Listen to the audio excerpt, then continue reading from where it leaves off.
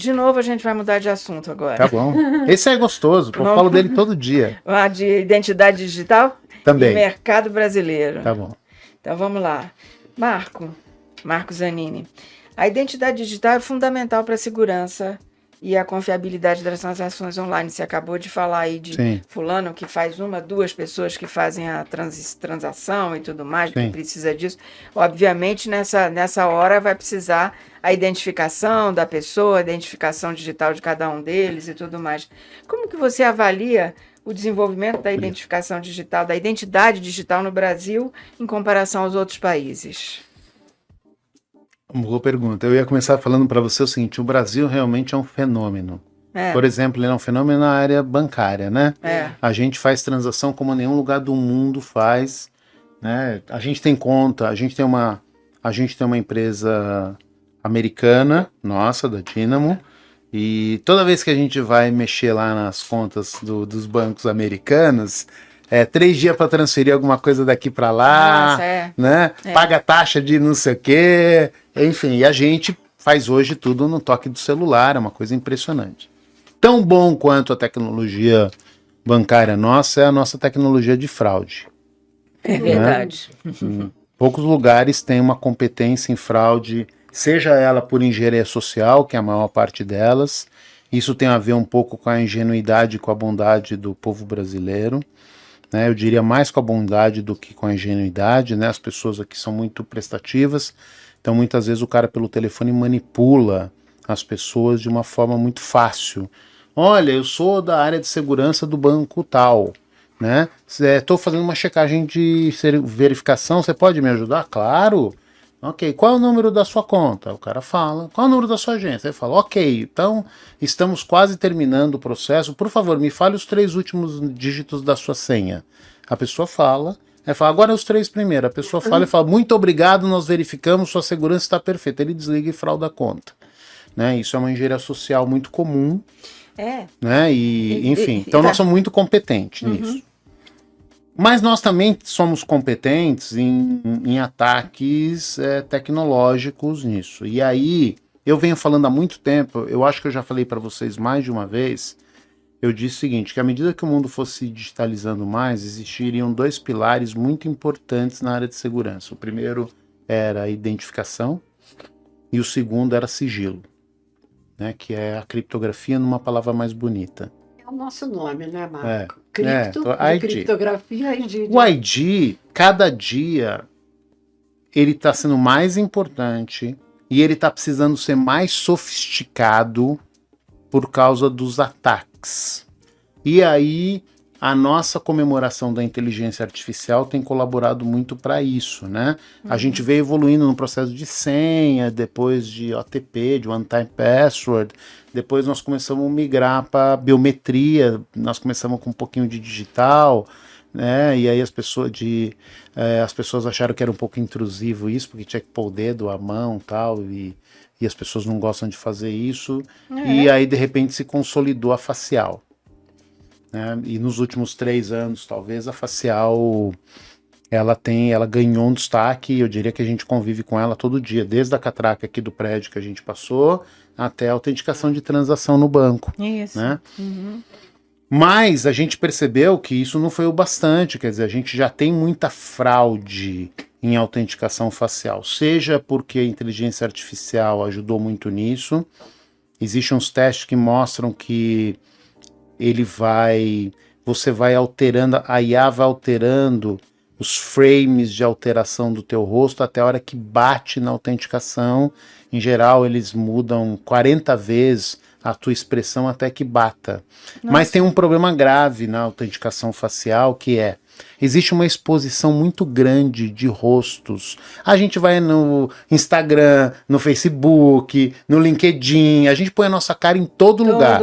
Então é muito fácil você fazer um ataque usando a autenticação facial, porque tem muito rosto disponível, né? E acaba que isso expõe muito. Vídeo, né? Existem algumas outras coisas, por exemplo, num banco que a gente verificou, a base de dados dele, existiam 50 CPFs com o mesmo rosto. Nossa! Então, o que acontece? O cara abriu uma conta com o CPF e põe o rosto dele. Aí eu abri com o CPF e põe o rosto dele. Por quê? Porque ele usa o rosto para autenticar, tem que ser o mesmo. Ele tinha várias contas laranja, mas ele era o mesmo rosto. Então a gente vem trabalhando numa sofisticação do processo de autenticação, fazendo o seguinte trabalho. A gente tem concatenado biometrias diferentes. Então hoje você pode ter face, íris, digital. E aí a gente usa uma técnica que a gente sempre usou na assinatura digital, né, que você pode usar também na identidade, que é você faz um hash disso, tá certo? De mais de uma biometria. Mas a biometria exposta sua, em geral, é a face. Ninguém tira foto de dedo e põe na internet. Então é difícil o cara fazer um hash disso, tá certo? Então a gente está fazendo. Existem outras técnicas, né? Existe a técnica que a gente ganhou um grande projeto de autenticação biométrica agora, com um parceiro nosso, bem grande, num banco gigante. Não posso falar eventualmente qual é, mas já é público, né? A gente ganhou esse processo onde a gente faz uma autenticação de 1 para N, não de 1 para 1. Quando você faz de 1 para 1, essa fraude de múltiplos rostos, no mesmo rosto, em múltiplo CPF, ele vai funcionar, porque eu bato o CPF com aquele rosto, vai bater. Quando eu faço de 1 para N, quer dizer, um rosto eu checo com todos os rostos que eu tenho na minha base de dados, eu pego esse tipo de fraude, porque ele não bate. Então a gente tem feito isso, e quando você faz o hash com outras biometrias, tal, você consegue pegar. Então eu tô te falando isso porque a biometria ela tem evoluído, e eu acredito que a próxima geração vai ser identidade descentralizada. Isso. Por dois, que foi a tua pergunta, né? Isso, o que quis conceituar até chegar aqui. Isso. Aí, o que acontece? Por que eu acredito nela? Muito. Por dois motivos. Primeiro, que ela é descentralizada, ou seja, quando eu uso um conceito de blockchain, e eu tenho muitos nós no meu blockchain, é difícil eu adulterar a informação num nó só, porque os demais não vão bater. Então, quando você faz uma checagem daquela identidade, eu pego o rosto da Regina, ele tem que ser o mesmo rosto em todos os nós. Se o cara adulterou num nó só, isso não vai bater. Ou se ela tentou botar o rosto dela agora num banco que tem um nó, e essa checagem no blockchain não bateu com os outros nós da Regina, que tem a face da Regina, isso aqui vai ser detectado. Segundo, eu posso usar entes diferentes de identidade. Por exemplo, o hospital tem uma informação sua. Ele tem o seu tipo sanguíneo, ele tem alguma informação médica sua de doença pré-existente, blá blá blá. Quando eu vou na companhia de telecom, ela tem outras informações suas. Ela tem o seu endereço, ela tem o número do seu cartão de crédito que paga a conta. Quando eu vou no banco, ele tem outra informação. Então, dependendo do nó que tem a minha informação, ele pode ter conteúdos diferentes amarrado a uma mesma pessoa. Mas, e essas informações, de certo modo, elas estão numa rede pública, onde quando eu sou um terceiro qualquer, eu sou o mercadinho do seu João, eu posso ir lá e consultar uma informação da Regina. A Regina está fazendo uma compra no meu mercado, ela quer pagar no crédito, e eu quero checar se ela é a Regina mesmo. Eu vou nessa rede e faço a consulta da informação da Regina. Eu quero saber aonde a Regina mora. Beleza? O endereço da Regina, ou o banco que ela tem conta. Quando ele for consultar essa informação, a Regina, ela vai receber uma mensagem dizendo: o mercadinho do seu João está tentando saber o seu endereço. Você consente? Ela consente ou não? Mas vamos supor que o mercadinho do seu João tivesse pedido tipo sanguíneo da Regina. Ela fala, não consente, não vou consentir. Então, eu acho que o DID, ele traz o conceito de quem realmente é o dono da informação. Porque hoje o dono da informação não somos nós. É a rede de farmácia, que sabe os medicamentos que a gente compra e vende isso para o laboratório, ou pelo menos, não sei se vende, mas pode vender, porque a gente não tem controle, eu não sei, né? E o outro tem, a companhia de telefonia tem os meus dados e todo mundo. Laboratório, plano de saúde. Então, para fechar a pergunta, Suzana, eu acho que o DID a próxima geração da identidade, porque ela dá, primeiro, embora suas informações estejam distribuídas na rede para qualquer um consultar, e essa é a coisa bonita, né? Desde o bar do Zé, desde a portaria que, nossa, daria para consultar, não precisaria fazer cadastro nenhum, tá certo? Mas na hora que ele consultar, eu permito ou não. Então, ele traz a propriedade da informação para quem é dono dela. Por isso que eu acho que é a próxima geração. Para mim, a gente já fez um projeto de DID com um parceiro, que é o CPQD, né? Fizemos, tá rodando, ele já está fazendo piloto num banco disso, né? E eu acho que esse negócio, daqui, na minha opinião, 3 anos, vai ser o momento da identidade baseado em DID. E a PKI? A PKI é uma pergunta de $1 milhão. De todas que a Suzana me fez, todas foram baratinhas de responder, mas essa tem $1 milhão. Eu sou um crítico, embora todo mundo seja... Nesse mercado de PKI, todos são meus amigos, né?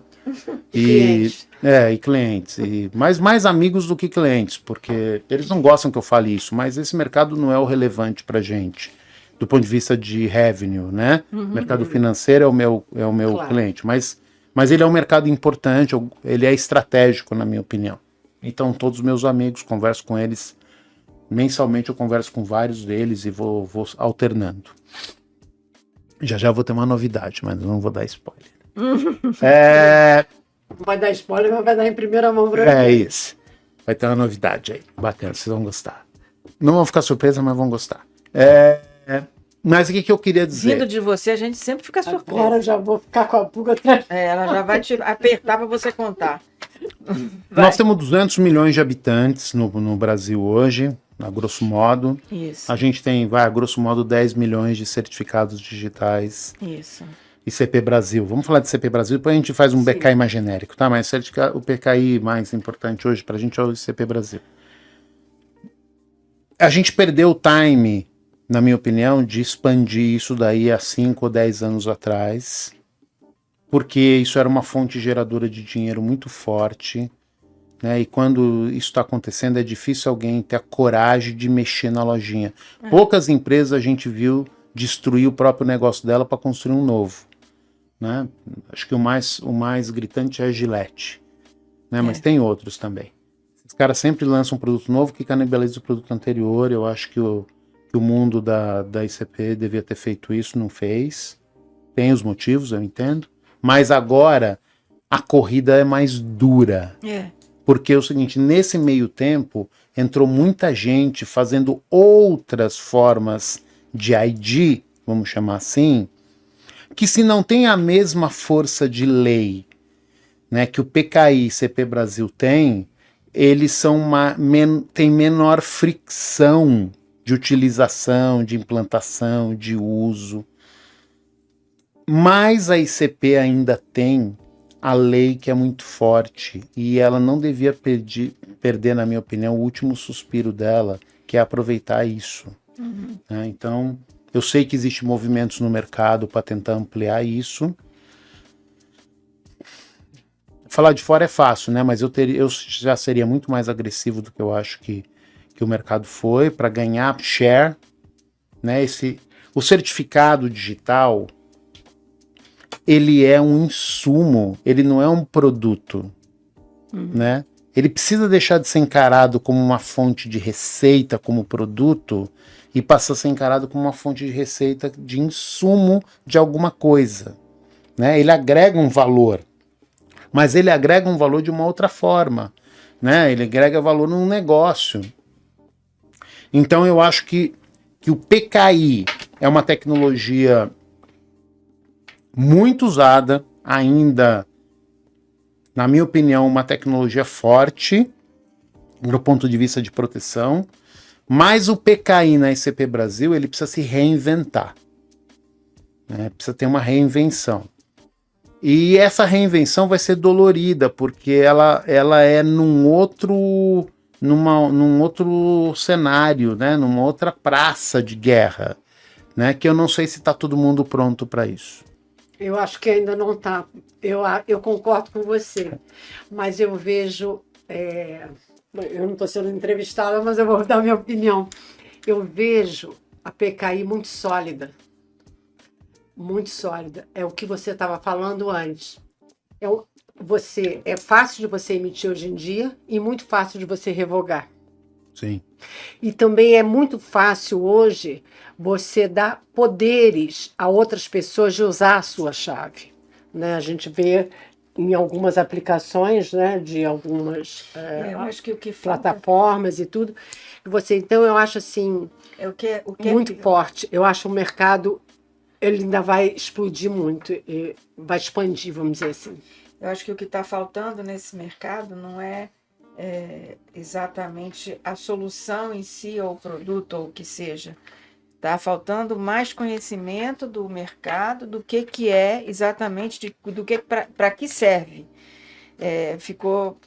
Eu concordo com você no que você falou, que ficou muito tempo, o mercado se perdeu na explicação do que vamos comprar para usar aqui, usar ali, usar acolá, mas se perdeu no sentido de dar uma dimensão maior para isso. Enquanto entendeu? o governo, concordo, Sônia, enquanto o governo foi colocando obrigatoriedades Foi fácil. que fomentou a venda, ninguém queria mexer nisso porque estava aumentando o volume, o dinheiro entrava upfront, né?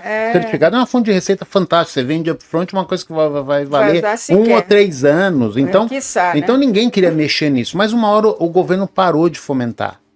Né? E aí estabilizou a base. Quando estabilizou a base, começou uma concorrência de preço, né, que levou a gente para onde a gente está. E eu acho que, de novo, como eu não sou do mercado, eu posso achar. Eu acho que chegou num nível agora que ele precisa ser reinventado. Tá? Eu acho que o mercado já entendeu, mas entre entender e fazer tem uma distância. Mas eu concordo com você. Eu acho que mais do que ser reinventado, eu acho que ele tem que ser reapresentado. Sim. Porque hoje as pessoas buscam sempre novos fatores de autenticação e tudo isso. E eu vou te falar uma coisa. O certificado digital não entra nessa roda. Tá mal embalado. Está mal embalado. Porque eu acho que a indústria falou muito tempo só com um determinado utilizador, vamos dizer assim. Concordo. Que eram os contadores. Sim. Esqueceram do resto da indústria. Então, eu acho que tem que ser redescoberto, reapresentado. Mas tem uma força muito grande, tá, Suzana? Tem uma força muito grande que a gente não pode relevar. Não pela qualidade dela, mas pela dificuldade das outras.